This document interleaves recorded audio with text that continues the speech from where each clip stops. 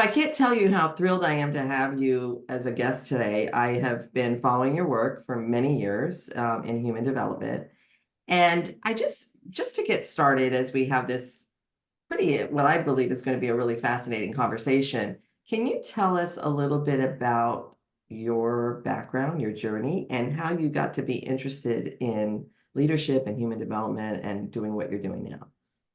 Yeah, thank you. It's lovely to be here. I've always loved stories. So I love people's stories. As a little kid, I was ravenous for stories. And as I grew up, I was also really committed to helping make a better world. And when you put those two things together, a love of stories and a desire to help make a better world. I didn't see it coming, but this way to help to hear people's stories, help them create, write, develop a new story that's more life-giving for them and more connecting to other people, to themselves, to the whole planet. This has turned out to be a kind of way for me to exercise all my loves at once. Wow. So talk to me a little bit. I think I really want to capture on to what you just said about helping people develop a new story, because I think that's a fascinating comment. Say more about that.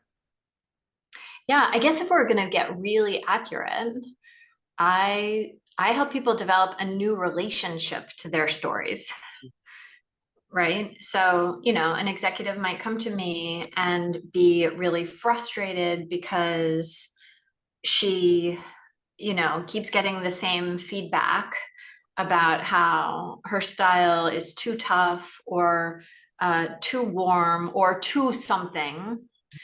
And or she's getting great feedback, but she's kind of exhausted trying to do it all, or whatever it is. And we try to examine, where does this story come from? What's her relationship to it? Are other people writing her story? Is she writing her own story? Can she write a different story?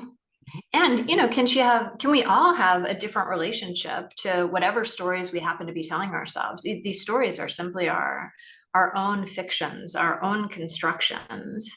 And as soon as I saw a bumper sticker I loved once that said, "Don't believe everything you think." As soon as you know that this is a thing, that your brain is a story constructor as opposed to a truth teller, then you have just such a lot more power over the goodness of your life, the comfort of your life. When you're talking about this, you're talking a little bit about agency and autonomy, right? And you're also talking about change. So do you think people change? Can they change? Oh, for sure. Yeah. For sure. Well, say more about that. How do I, people change? Because I talk to people all the time in the work I do, and I'll hear some of their direct reports of some of the leaders I work with say, "Oh, that person's never going to change."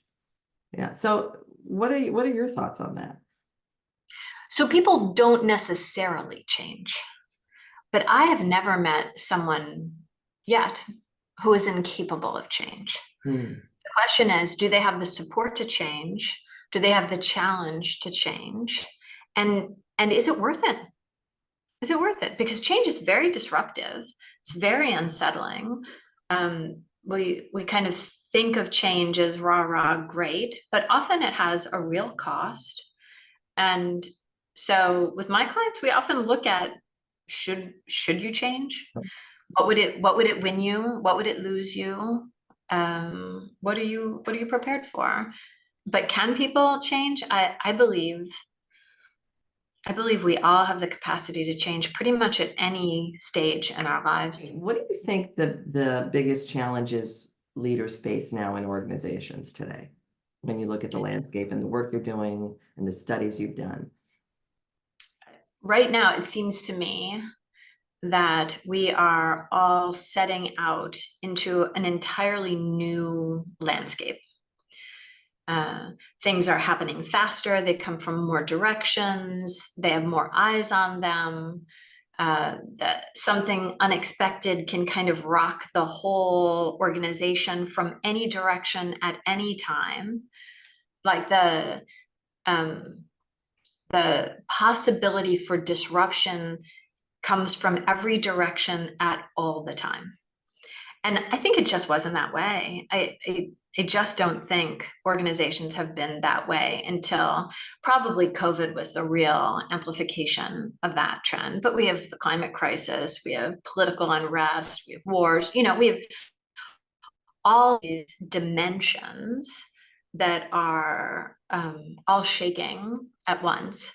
And leaders somehow have to make decisions in profoundly imperfect and impartial and often wrong information.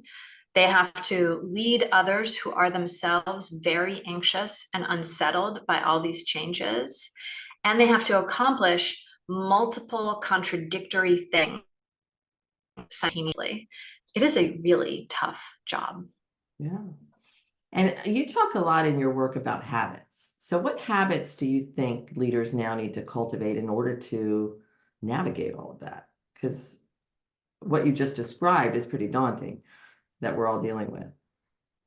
I believe the first habit leaders need to cultivate is some kind of calming, soothing self-practice. I didn't use this, and maybe it wasn't true, but right now, the conditions of the world are anxiety provoking. And so we know more and more about the nervous system, and we know how important it is in shaping the biochemical soup of our bodies. Yeah. And also how contagious these emotions are, how they spread from person to person. So I think a leader without self-observing and self-calming habits is very likely to just be leaving a whole wake of anxiety, fear all around them. Yeah. I couldn't agree with you more. I mean, the phrase that I've heard often and I use myself is that the leader sets the weather, right? And so there's that wake example you give is just such a perfect illustration of that. So what do you think is causing this overwhelm? I really think there has just never been so much. I think humans have never been faced with so much all so quickly. I think it is I know people talk about it all the time. Just the acceleration of technology, information, misinformation, threat. Right. Just it's so much, so fast from so many different directions. And leaders who used to have roles that were complex, and trying to figure out how to balance values, money, resource, all these things, time. Now they're being asked to do impossible balancing acts, right? That just are inconceivable. And there are more people watching them and judging them than ever before. How does one learn to let go of control? Because I think control is at the helm of all of that, right? I need to control this. I am the almighty and I can make results and I can control all of this. And if I just am good enough, I can save the day. Yeah, I wrote a book about the mind traps we fall into when we're faced with complexity. And one of them is about our stories. And another one of these mind traps is about our urge to control things. And it turns out that all arises in our body, right? Our nervous system says, oh, there's something activating me right now. And what do we do when we're activated? Our body is made to move under those circumstances. And what is moving for a leader look like? It looks like sending an email. right? It looks like Doing something. doing something, right? Doing. Finding out, digging into what my direct reports are really doing with all their spare time. It looks like investigating something. It looks like activity. Right.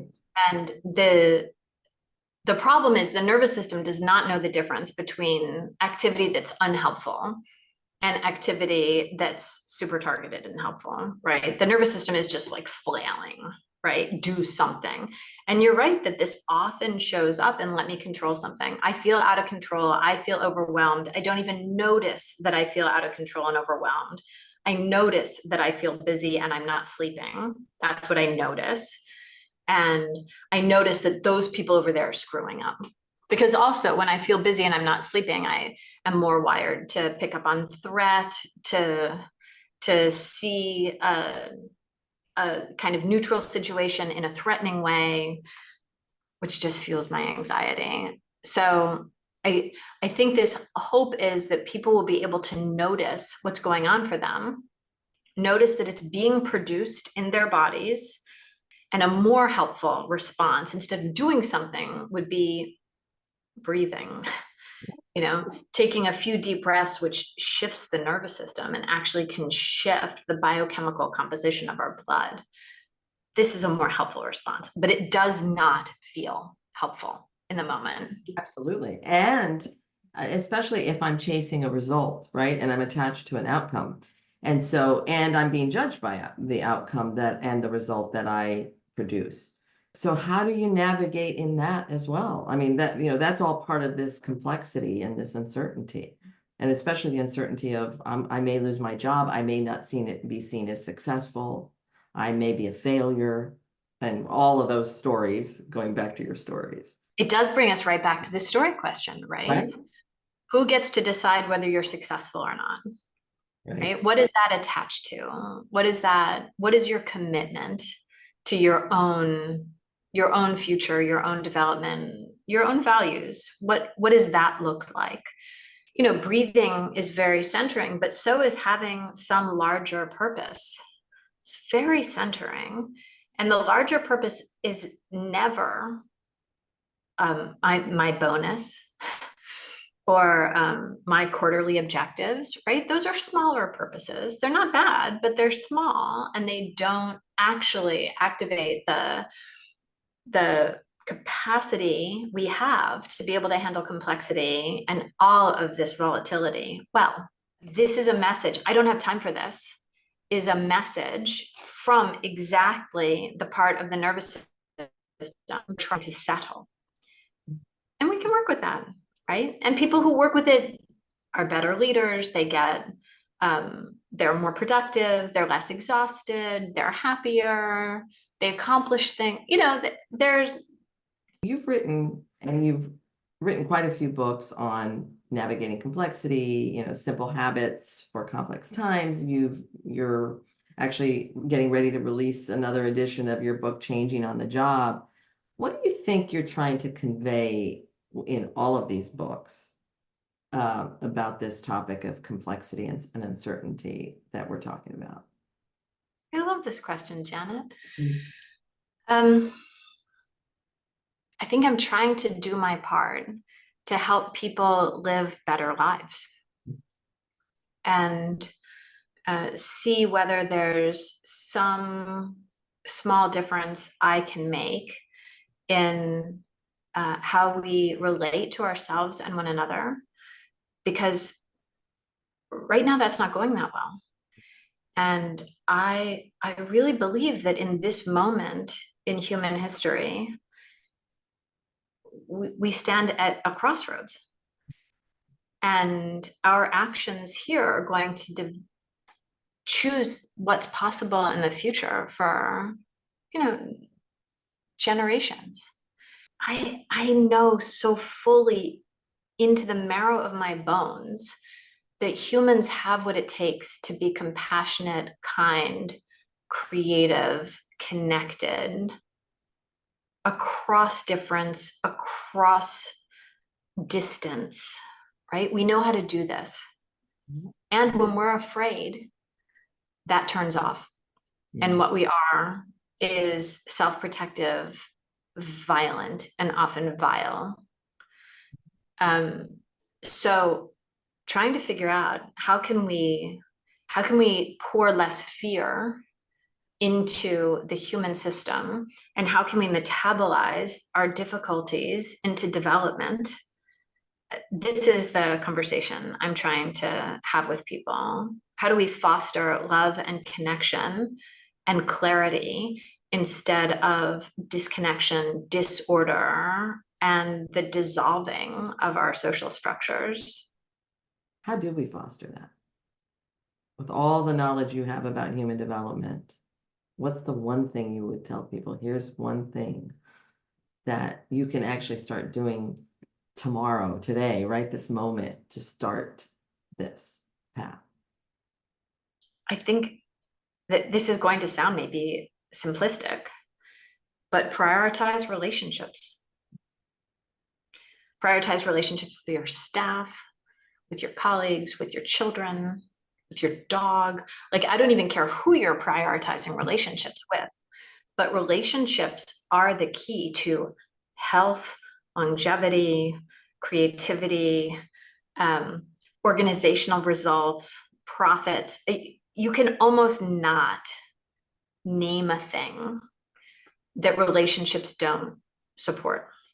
Yeah. And yet we tend to prioritize tasks. If we're going to prioritize one thing, prioritize relationships, building, deepening relationships in our lives.